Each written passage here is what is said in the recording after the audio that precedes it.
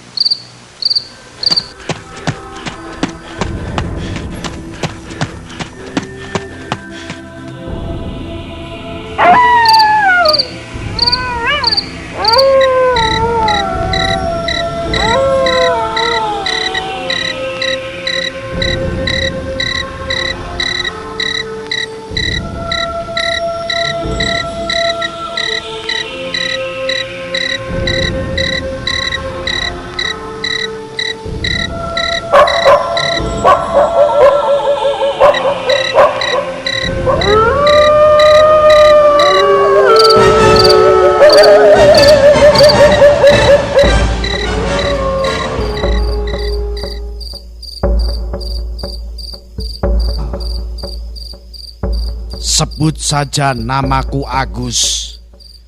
Di sore hari itu tepatnya, maaf saya agak lupa, kakak saya memberi kabar melalui handphone bahwa dia akan mudik ke kampung halaman.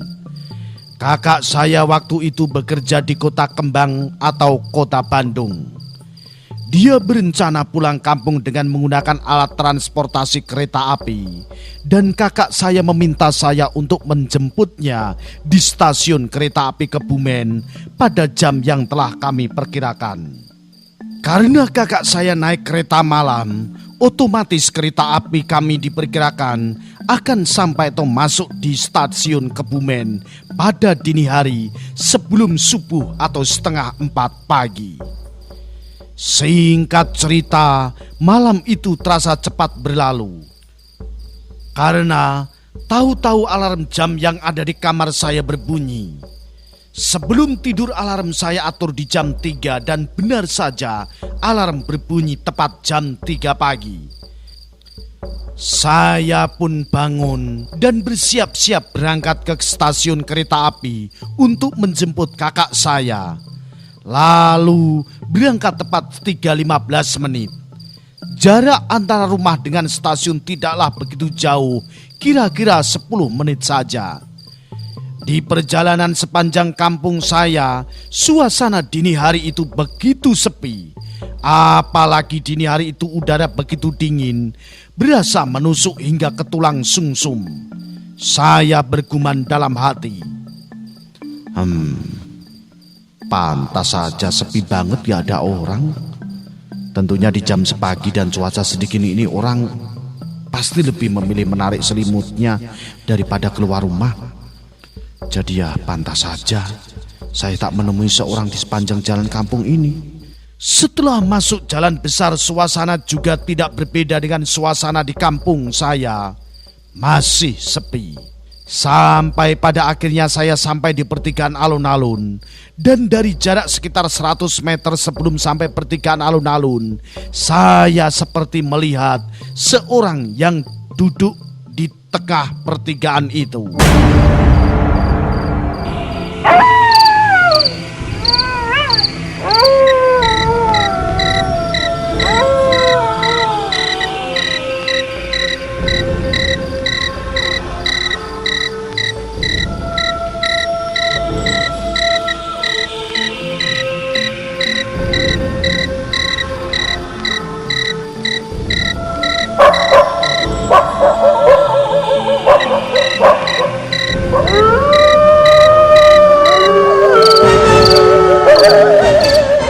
Setelah semakin dekat, memang benar penglihatan saya nggak salah.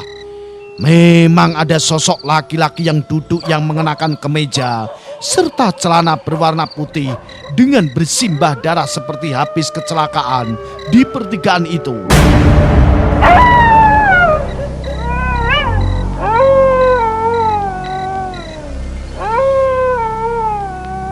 Kemudian sosok laki-laki itu melambaikan tangan ke arah saya seperti meminta pertolongan.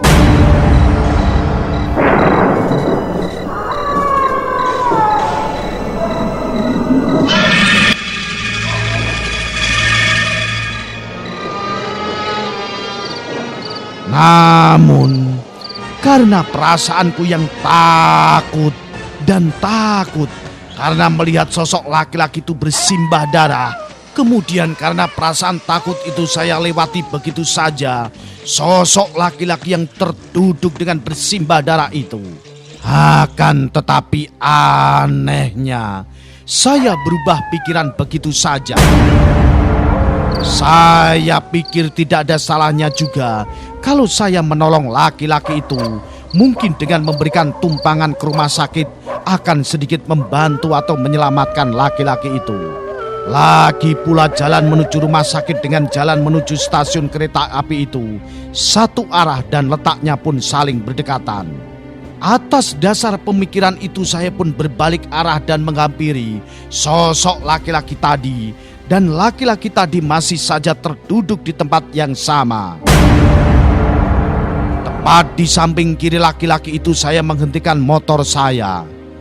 Laki-laki itu kulitnya putih pucat dengan bersimbah darah dan menurut perkiraan saya usianya 30 tahunan. Setelah sosok laki-laki itu naik bonceng di motor saya, segera saja saya menstarter motor saya melanjutkan perjalanan pelan-pelan.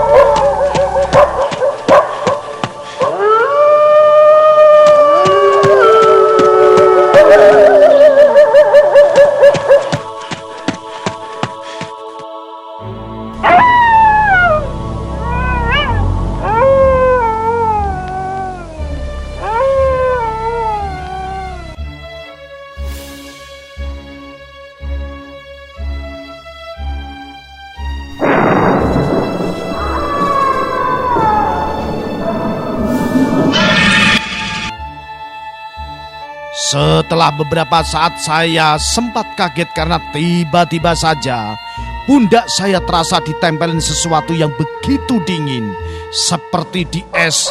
Dan ternyata setelah mengecek, melihat melalui spion motor saya sebelah kanan yang menempel di pundak saya yang waktu itu tertutup oleh jaket berwarna krim adalah tangan laki-laki itu. Lalu saya membuka obrolan dengan melihat ke arah spion di setiap pertanyaan yang saya lontarkan. Mas, jenengan badhe tindak pundi? Kula ajeng teng rumah sakit, Mas. Jenengan kenging nopo kok getih tok ngatus ngeten niki? Pun diwasi kula terus to, Mas. Setelah itu tak ada obrolan lagi di antara saya dan laki-laki itu, dan waktu hampir sampai di rumah sakit, saya membuka obrolan kembali. Mas, pun nyampe niki. Lho niki rumah sakitipun.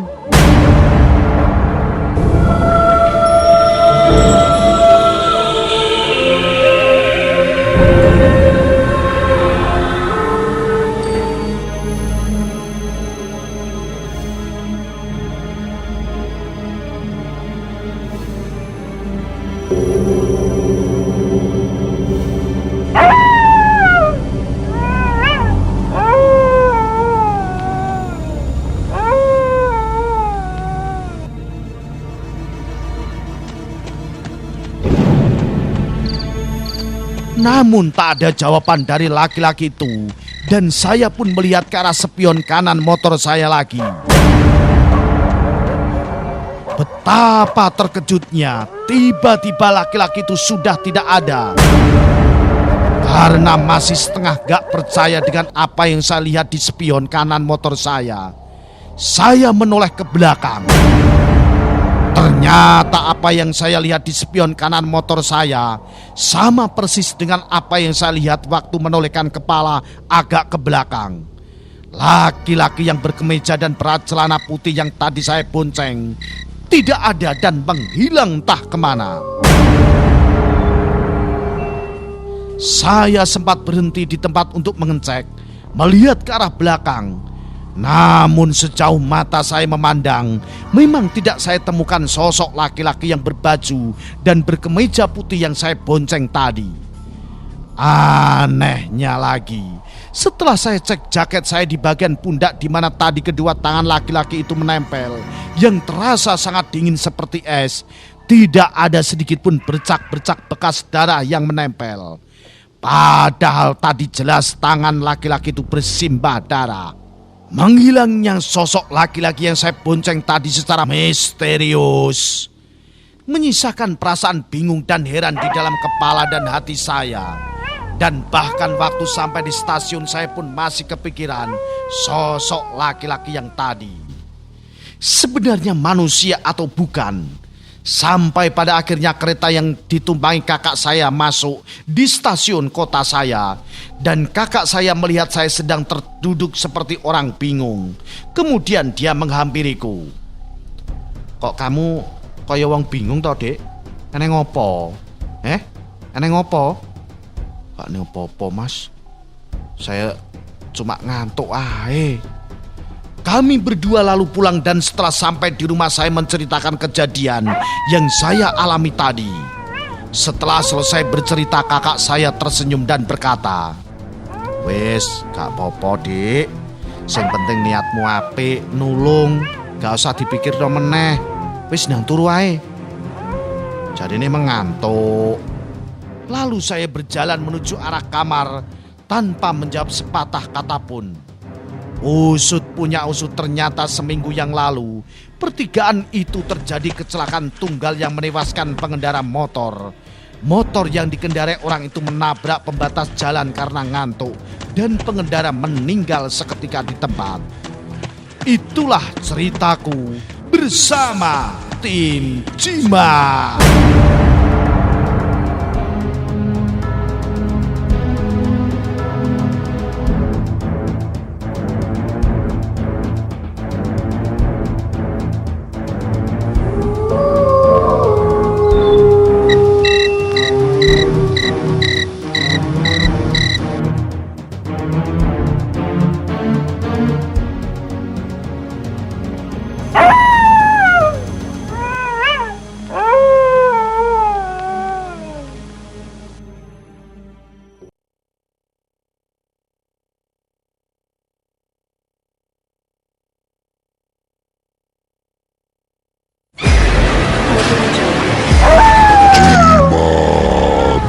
Sajian malam Jumat